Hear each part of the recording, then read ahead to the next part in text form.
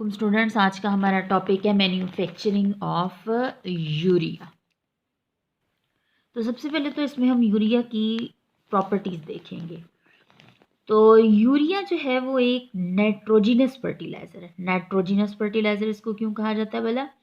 क्योंकि इसमें नाइट्रोजन का कंटेंट ज़्यादा है, इस वजह से यूरिया को कहा जाता है एक नाइट्रोजिनस फर्टिलाइज़र। अच्छा, उसके बाद कितना है इसमें नाइट्रोजन का कंटेंट? तो इसमें 46.6% तक नाइट्रोजन मौजूद है, इस वजह से इसको कहा जाता है नाइट्रोजिनस फर्टिलाइज़र। तो यूरिया को नाइट्रोजिनस फर्टिलाइज़र क्यों कहा जाता है? क्योंकि इसमें नाइट्रोजन का कंटेंट बहुत ज़्यादा है, नाइट्रोजन एलिमेंट कंटेंट बहुत ज़्यादा है, इस वजह से इसको नाइट्रोजिनस फर्टिलाइज़र कहा जाता है। इसके अलावा यूरिया जो है ये वाइट क्रिस्टलाइन कंपाउंड है, वाइट कलर में होता है, क्रिस्टलाइन फॉर्म में होता है, इस वजह से यूरिया को white nitrogenous white crystalline compound भी कहा जाता है। इसके अलावा जो इसकी नेक्स्ट प्रॉपर्टी बताई हुई है कि यूरिया पानी में हाईली सॉल्युबल है, हाईली सॉल्युबल है।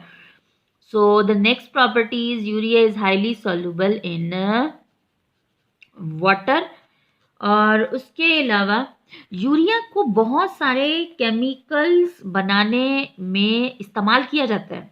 यूरिया को बहुत सारे केमिकल्स की मैन्युफैक्चर में इस्तेमाल किया जाता है, लेकिन यूरिया जो है वो 90% तक यूरिया एज अ फर्टिलाइजर इस्तेमाल किया जाता है। 90% तक यूरिया को एज अ फर्टिलाइजर इस्तेमाल किया जाता है। तो ये यूरिया की कुछ प्रॉपर्टीज है। तो urea is a nitrogenous fertiliser. क्यों? क्योंकि इसमें नाइट्रोजन कंटेंट बहुत ज़्यादा है। और कितना है? 46.6% तक नाइट्रोजन मौजूद है यूरिया में। वाइट क्रिस्टलाइन कंपाउंड होता है, हाईली सॉल्युबल इन वाटर है यूरिया। केमिकल्स, बहुत सारे केमिकल्स की मैन्युफैक्चरिंग में यूज होता है, but 90% urea is used as a fertiliser. उसके अलावा अब हम इसकी पढ़ेंगे मैन्युफैक्चरिंग। और मैन्युफैक्चरिंग पढ़ने से पहले हमें यूरिया बनाने के लिए हमें कौन से रॉ मटेरियल्स रिक्वायर हैं ये हम देखेंगे। तो इसमें हमें दो ही रॉ मटेरियल्स रिक्वायर हैं। एक हमें यहाँ पे रिक्वायर है अमोनिया और दूसरा हमें यहाँ पे रिक्वायर है कार्बन डाइऑक्साइड। तो कार्बन इसमें से यूरिया जो है वो इंडस्ट्री हैबर्स प्रोसेस के जरिए प्रिपेयर करती है। यूरिया इंडस्ट्री हैबर्स प्रोसेस के जरिए प्रिपेयर करती है, जबकि कार्बन डाइऑक्साइड तो इंडस्ट्री में as a by product produce होता है in the manufacturing of some chemicals. तो हैबर्स प्रोसेस में अमोनिया को प्रिपेयर किया जाता है। और अब हम देखेंगे कि हैबर्स प्रोसेस में अमोनिया को कैसे प्रिपेयर किया जाता है। इसमें नाइट्रोजन वन वॉल्यूम नाइट्रोजन लिया जाता है, साथ 3 वॉल्यूम हाइड्रोजन लिया जाता है। अब ये 1 वॉल्यूम और 3 वॉल्यूम का क्या मीनिंग? मतलब यूं समझ लो 1 मोल हाइड्रोजन नाइट्रोजन ली जाएगी, तो for each 1 mole of nitrogen 3 moles hydrogen के लिए जाएंगे। ये 1 volume of nitrogen and 3 volumes of hydrogen का यही मीनिंग है कि अगर 1 मोल नाइट्रोजन है तो 3 मोल्स हाइड्रोजन होगी। For each 1 mole there will be 3 moles of hydrogen. 1 mole nitrogen को 3 मोल्स हाइड्रोजन के साथ 450 डिग्री सेल्सियस पे 200 एटमॉस्फेरिक प्रेशर से गुजारा जाता है। 200 एटमॉस्फेरिक प्रेशर पे 450 डिग्री सेल्सियस पे आयरन कैटालिस्ट के ऊपर से गुजारा जाता है। आयरन कैटालिस्ट के ऊपर से गुजारा जाता है 1 वॉल्यूम नाइट्रोजन का 3 वॉल्यूम्स हाइड्रोजन के साथ मिला के 450 डिग्री सेल्सियस पे 200 एटमॉस्फेरिक प्रेशर पे आयरन कैटलिस्ट के ऊपर से गुजारा जाता है। तो यहाँ पे हमारे पास क्या बनता है? अमोनिया। और अब इसमें से नाइट्रोजन कहाँ से ली जाती है? नाइट्रोजन ली जाती है एयर से, जबकि हाइड्रोजन ली जाती है, हाइड्रोजन भी इंडस्ट्री खुद प्रिपेयर करती है। और अब हाइड्रोजन हम देखते हैं कि हाइड्रोजन को कैसे प्रिपेयर किया जाता है। मीथेन और स्टीम को हीटेड निकल कैटालिस्ट, हीटेड मतलब गर्म निकल कैटालिस्ट के ऊपर से गुजारा जाता है। हीटेड निकल कैटालिस्ट के ऊपर से गुजारा जाता है, तो यहाँ पे प्रिपेयर होता है मीथेन और स्टीम को हीटेड निकल कैटालिस्ट के ऊपर से गुजारा जाता है, तो यहाँ पे प्रिपेयर होती है हाइड्रोजन गैस। क्या प्रिपेयर होती है? Hydrogen gas. इसके साथ कार्बन मोनोऑक्साइड भी प्रिपेयर होती है, लेकिन हमें हाइड्रोजन गैस से मतलब है।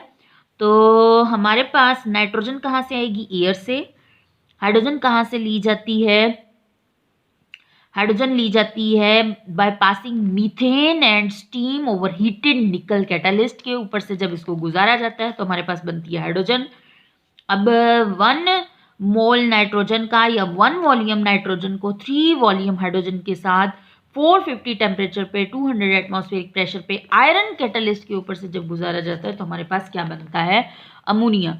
तो हमारे पास अमोनिया प्रिपेयर हो गया by Haber's process. Haber's process के ज़रिए अब हम बेसिक जो मैन्युफैक्चरिंग के प्रोसेस हैं उसको देखेंगे।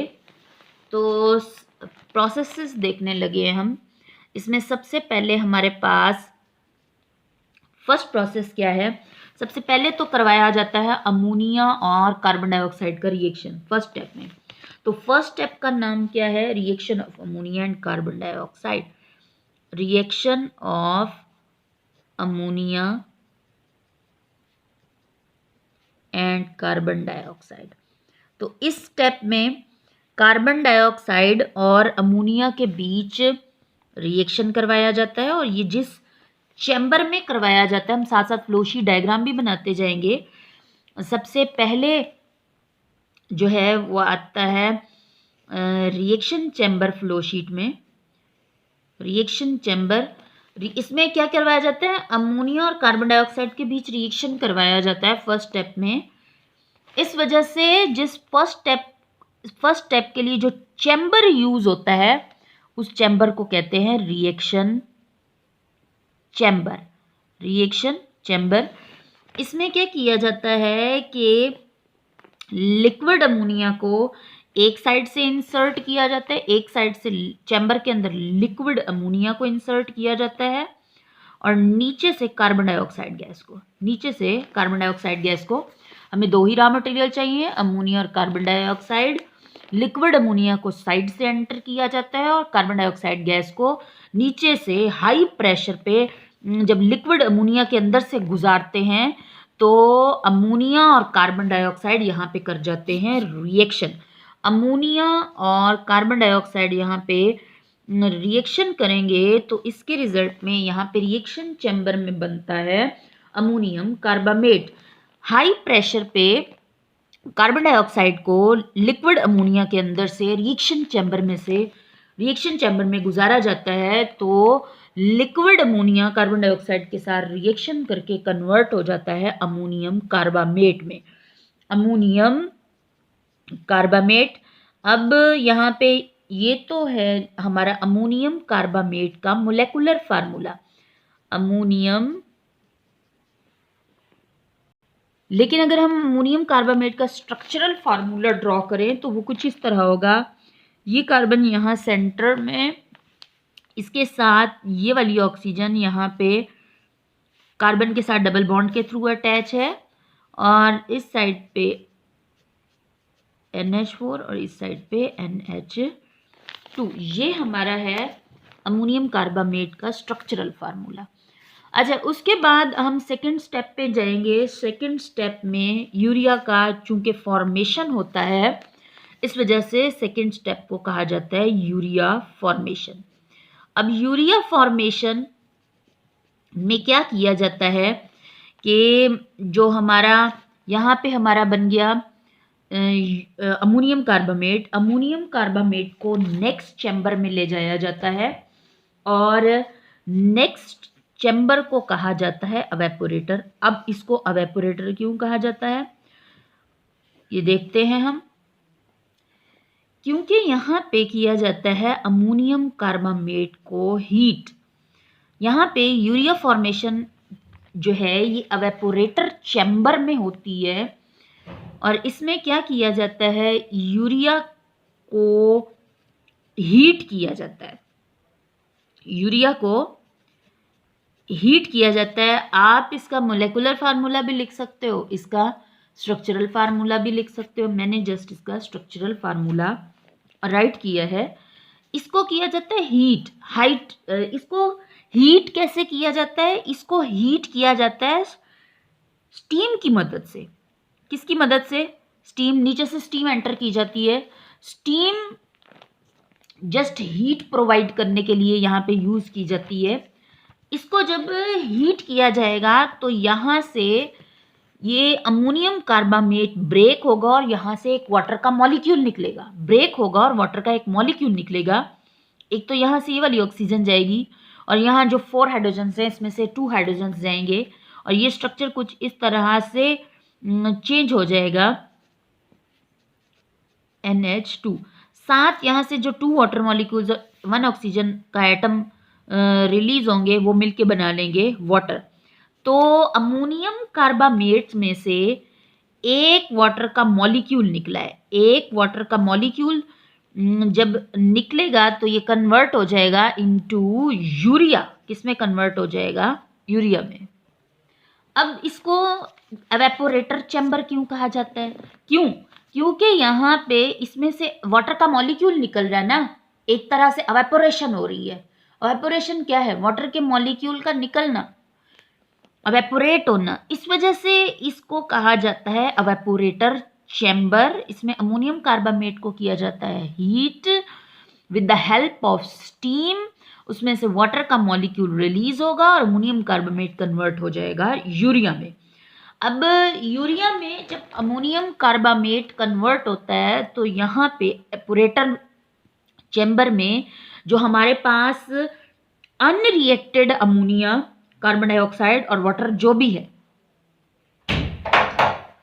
देखो यहाँ पे हमने इनिशियली लिया था कार्बन डाइऑक्साइड और साथ लिया था अमोनिया। ये इन्होंने रिएक्शन किया यहाँ पे और कन्वर्ट हो गया अमोनियम कार्बामेट में। तो यहाँ से हमने सारा कुछ उठा के नेक्स्ट चैम्बर में भेज दिया। अब नेक्स्ट चैम्बर में जब हमने अमोनियम कार्बामेट को भेजा तो उसमें जो कार्बन डाइऑक्साइड और अमोनिया अनरिएक्टेड होगा। अनरिएक्टेड यानी जिसने कि अभी तक रिएक्शन नहीं किया, उसको यहाँ से वापस इस चैम्बर के अंदर भेज दिया जाता है। अनरिएक्टेड यानी यहाँ से अमोनिया और कार्बन डाइऑक्साइड ने यहाँ अमोनियम कार्बामेट बनाया और इस सारे सोल्यूशन को जब उठा के आगे भेजा गया तो इसमें से जो अनरिएक्टेड अमोनिया होगा या इसके अंदर कार्बन डाइऑक्साइड होगी या इसके अंदर वाटर होगा, उसको वापस रिएक्शन चैम्बर में भेज दिया जाता है ताकि वो दोबारा से रिएक्शन करके अमोनियम कार्बामेट में कन्वर्ट होके नेक्स्ट चैम्बर में जा सके। अब यहाँ पे हमारे पास एवेपोरेटर चैम्बर में यूरिया तो बन गया, लेकिन अब यूरिया को, लिक्विड यूरिया होता है ये, इसको कहाँ भेजा जाता है? इसको भेजा जाता है थर्ड चैम्बर में और थर्ड स्टेप को कहा जाता है ग्रेन्यूलेशन। अच्छा जी, इसको ग्रेन्यूलेशन कहा जाता है और इस चैम्बर को कहा जाता है ग्रेन्यूलेटर चैम्बर। ग्रेन्यूलेटर चैम्बर। और इसको क्यों कहा जाता है ग्रेन्यूलेटर, वो मैं आपको अभी बताती हूँ। इसमें क्या किया जाता है कि ये जो हमारे पास लिक्विड, जो हमारे पास यूरिया यहाँ पे बना है, इसको लेके ग्रेन्यूलेटर चैम्बर में ऊपर से कर दिया जाता है स्प्रे। जब ऊपर से स्प्रे किया जाता है तो आप जरा इमेजिन करो ना, यहाँ से इसको स्प्रे किया जाता है, स्प्रे किया जाता है तो ये छोटे छोटे ड्रॉपलेट्स बन जाते हैं, लिक्विड यूरिया के छोटे छोटे ड्रॉप्स बन जाते हैं और नीचे से फिर इंसर्ट की जाती है हॉट एयर।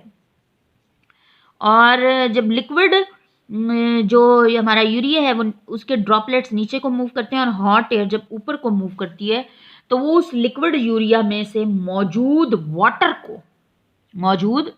को देखो, हमने यहाँ पे इस स्टेप में यूरिया तो बन गया, साथ वाटर भी है, और इस पूरे को उठा के जब यहाँ भेजा जाता है, इस पूरे सोल्यूशन को उठा के यहाँ भेजा जाता है तो उसमें वाटर भी है, साथ हमारे पास यूरिया भी है। जब ये ड्रॉपलेट की फॉर्म में नीचे आ रहा है तो उसमें वाटर भी है। जब नीचे से हॉट एयर इंसर्ट किया जाता है तो वो हॉट एयर अंदर मौजूद जो वाटर के मॉलिक्यूल्स होते हैं उसको एवेपोरेट कर देगा, और जब एवेपोरेट करेगा तो ये जब ड्रॉपलेट्स नीचे को आएंगे और हॉट एयर यूं ऊपर को जाएगी, इसमें से क्रॉस करेगी, तो ये ड्रॉपलेट्स नीचे आते आते हॉट एयर की वजह से छोटे छोटे सॉलिड पार्टिकल्स में कन्वर्ट हो जाएंगे, मतलब छोटे छोटे ग्रेन्यूल्स बन जाएंगे, सॉलिड ग्रेन्यूल्स। और जब ये नीचे आएगा लिक्विड यूरिया तो छोटे छोटे दानेदार ग्रेन्यूल्स बन चुके होते हैं, और इस वजह से इस ग्रेन्यूल्स बनने की वजह, छोटे छोटे ग्रेन्यूल्स आपने देखा होगा, अगर फर्टिलाइजर अगर कभी देखी हो आप लोगों ने तो उसको आप देखो तो वो छोटे छोटे दाने से बने हुए होते हैं, दैट आर ग्रेन्यूल्स। तो चूंकि ये ग्रेन्यूल्स बन रहे हैं, इस वजह से इस चैम्बर को कहा जाता है ग्रेन्यूलेटर चैम्बर। नीचे से हॉट एयर को हाई प्रेशर से पास किया जाता है ऊपर की ओर, और ऊपर से स्प्रे किया जाता है लिक्विड यूरिया को। तो हमारे पास जब ये स्प्रे किया जाता है तो ड्रॉपलेट्स में कन्वर्ट होके जब नीचे को मूव कर रहे होते हैं लिक्विड यूरिया, और नीचे से क्रॉस की जाती है हॉट एयर, तो ये इसमें मौजूद वाटर एवेपोरेट कर जाता है और लिक्विड यूरिया के जो छोटे ड्रॉप्स होते हैं वो कन्वर्ट हो जाते हैं छोटे ग्रेन्यूल्स में, सॉलिड पार्टिकल्स में। इस वजह से इस चैम्बर को ग्रेन्यूलेटर चैम्बर कहा जाता है, और इस स्टेप को कहा जाता है ग्रेन्यूलेशन। उसके बाद यूरिया को लेके नेक्स्ट स्टेप में ले जाया जाता है विच इज स्टोरेज। और हम अब रिपीट कर लेते हैं। तो हमारे पास सबसे पहले तो इसमें हमें चाहिए अमोनिया, और दूसरा हमें चाहिए कार्बन डाइऑक्साइड। अमोनिया को हेबर्स प्रोसेस के जरिए बनाया जाता है। हेबर्स प्रोसेस में नाइट्रोजन चाहिए और हाइड्रोजन चाहिए। नाइट्रोजन तो एयर से ली जाती है और हाइड्रोजन को लिया जाता है मीथेन और स्टीम को। मीथेन, हाइड्रोजन खुद बनाई जाती है, मैन्युफैक्चर की जाती है। जब मीथेन और स्टीम को हीटेड निकल कैटालिस्ट के ऊपर से पास करेंगे, हीटेड निकल कैटालिस्ट के ऊपर से पास करेंगे तो हाइड्रोजन गैस बनती है। मीथेन और स्टीम को हीटेड निकल कैटालिस्ट के ऊपर से जब पास करेंगे तो हमारे पास क्या बनती है, हाइड्रोजन गैस। और फिर जब नाइट्रोजन और हाइड्रोजन को 450 टेम्परेचर पे 200 एटमॉस्फेरिक प्रेशर पे आयरन कैटालिस्ट के ऊपर से पास करवाया जाता है तो यहाँ पे हमारे पास बनता है अमोनिया। अब हमें अमोनिया हेबर्स, ये है हेबर्स प्रोसेस जिसमें वन वॉल्यूम ऑफ नाइट्रोजन या 1 mole of nitrogen and 3 volumes of hydrogen या 3 मोल्स ऑफ हाइड्रोजन को 450 टेम्परेचर 200 एटमॉस्फेरिक प्रेशर पे आयरन कैटालिस्ट के ऊपर से गुजार के 2 मोल्स ऑफ अमोनिया बन जाता है। This is the Haber's process. अब हमारे पास कार्बन डाइऑक्साइड भी आ गई और अमोनिया भी आ गया। तो अब हम बेसिक स्टेप्स की तरफ जाते हैं। सबसे पहले अमोनिया और कार्बन डाइऑक्साइड का रिएक्शन करवाया जाता है, और जिस चैम्बर में रिएक्शन करवाया जाता है उस चैम्बर को कहा जाता है रिएक्शन चैम्बर। इसमें एक साइड से लिक्विड अमोनिया को इंसर्ट किया जाता है और नीचे से कार्बन डाइऑक्साइड गैस को इसके अंदर से पास करवाया जाता है, और जो ही लिक्विड अमोनिया में से कार्बन डाइऑक्साइड गैस पास होती है तो अमोनिया और कार्बन डाइऑक्साइड रिएक्शन कर जाते हैं और बनता है अमोनियम कार्बामेट। Ammonium carbamate. उसके बाद अमोनियम कार्बामेट को next chamber which is the evaporator chamber, वहां पे ले जाया जाता है, और वहां पे चूंकि यूरिया की फॉर्मेशन होती है तो इस स्टेप को कहा जाता है यूरिया फॉर्मेशन। इसमें क्या किया जाता है, अमोनियम कार्बामेट लेके उसको हीट किया जाता है, जस्ट उसको हीट किया जाएगा, लेकिन हीट उसको डायरेक्ट हीट नहीं किया जाता, उसको स्टीम की मदद से हीट किया जाता है। जब इसको हीट करेंगे तो इसमें से वाटर का एक मॉलिक्यूल निकलेगा। वाटर का चूंकि मॉलिक्यूल निकलेगा, एवेपोरेट होगा और ये कन्वर्ट हो जाएगा यूरिया में, तो चूंकि वाटर का मॉलिक्यूल निकल रहा है, एवेपोरेशन का प्रोसेस हो रहा है, इस वजह से इस चैम्बर को कहा जाता है एवेपोरेटर चैम्बर। यहाँ हमारे पास यूरिया बन गया, और यूरिया को मैंने स्ट्रक्चरल फार्मूला लिखा है, और आपकी बुक में यूरिया का फार्मूला कुछ इस तरीके से राइट किया हुआ है। ये एक्चुअली मोलेकुलर फार्मूला है और मैंने यहाँ पे स्ट्रक्चरल फार्मूला, जो भी आप चाहो लिखना वो लिख सकते हो।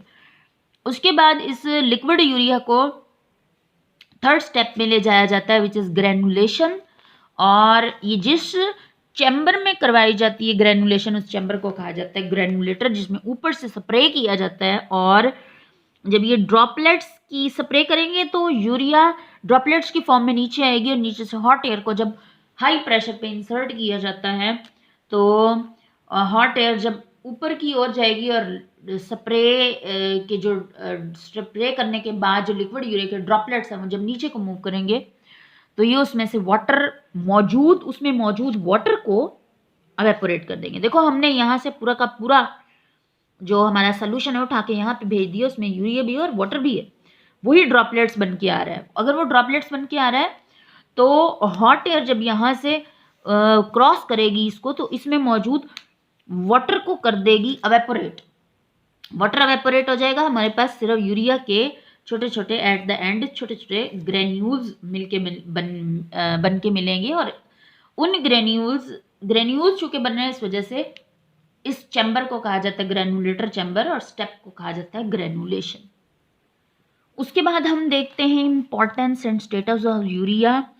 तो यूरिया जो है is widely used world over in the agriculture sector both as a fertilizer and animal feed additive। Fertiliser के तौर पे भी यूज किया जाता है यूरिया को, एनिमल फीड एडिटिव, एनिमल्स की जो फीड होती है उसमें भी एज एन एडिटिव यूज किया जाता है। उसके बाद 90% तो यूरिया एज अ फर्टिलाइजर इस्तेमाल होता है। It is highest percent nitrogen percent कि जितनी भी नाइट्रोजिनस फर्टिलाइजर्स हैं उसमें से ये वाहिद ऐसी फर्टिलाइजर है जिसमें इतना ज़्यादा नाइट्रोजन कंटेंट है विच इज़ 46.6%। इसके अलावा किसी भी नाइट्रोजिनस फर्टिलाइजर में नाइट्रोजन का इतना ज़्यादा कंटेंट नहीं है, much higher than other nitrogenous fertiliser.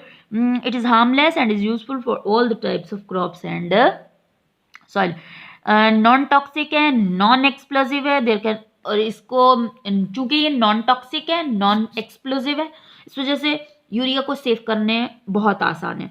But it is very soluble in water. अच्छा मैं आपको बताऊं, ये वर्ड है हाइग्रोस्कोपिक। एक हाइग्रोस्कोपिक का मतलब पता है क्या है? यूरिया को अगर हम थोड़ी देर बाहर निकाल के रखेंगे ना, उसकी जो पैकिंग है उसमें से बाहर निकाल के रखेंगे तो यूरिया आपको थोड़ी देर में ना पिघला हुआ मिलेगा। यूरिया एक्चुअली क्या करता है, यूरिया एयर में से जो वाटर वेपर्स हैं, जो मॉइस्चर है ना, वो उसको एब्जॉर्ब करता है। यूरिया की इस प्रॉपर्टी को कहा जाता है हाइग्रोस्कोपिक। इसी वजह से आपको पता है यूरिया या कोई भी फर्टिलाइजर जो है उसको एक खास किस्म की पैकिंग में रखा जाता है। वो एक तो ऊपर जो फर्टिलाइजर के ऊपर एक तो स्पेसिफिक किस्म का जो बोरा होता है वो होता है और उसके अंदर एक पॉलीथीन मटेरियल होता है, पॉलीथीन शॉपरी मटेरियल जो है उसका बना हुआ एक थैला भी होता है।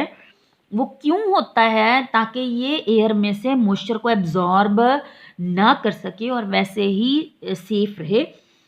यूरिया की प्रॉपर्टी क्या है? हाइग्रोस्कोपिक। यूरिया को बहुत सारे केमिकल्स की मैन्युफैक्चरिंग में भी यूज़ किया जाता है, use as a raw material for the manufacturing of many important compounds. Explosives बनाने में भी यूज़ किया जाता है। इसके अलावा इसको ऑटोमोबाइल्स में भी यूज़ किया जाता है। NOx जो नाइट्रोजन के ऑक्साइड के जो पोल्यूटेंट्स हैं उनको कम करने के लिए भी यूज़ किया जाता है। इसके अलावा हमारे यहाँ हमारे पाकिस्तान में 6 यूरिया मैन्युफैक्चरिंग बड़े यूनिट्स मौजूद हैं, मतलब बड़ी इंडस्ट्रीज जो कि यूरिया को मैन्युफैक्चर कर रही हैं। The major 4 are Fauji fertiliser company, agrochemical, Fauji fertiliser, Bin Qasim and Dawood Hercules company. इसमें से फौजी फर्टिलाइजर जो है ना वो यूरिया की मैन्युफैक्चरिंग में सबसे बड़ा जो इंडस्ट्रियल यूनिट है वो है और वो 59% तक फौजी फर्टिलाइजर का मार्केट में शेयर्स हैं यूरिया मैन्युफैक्चरिंग से के। इसके अलावा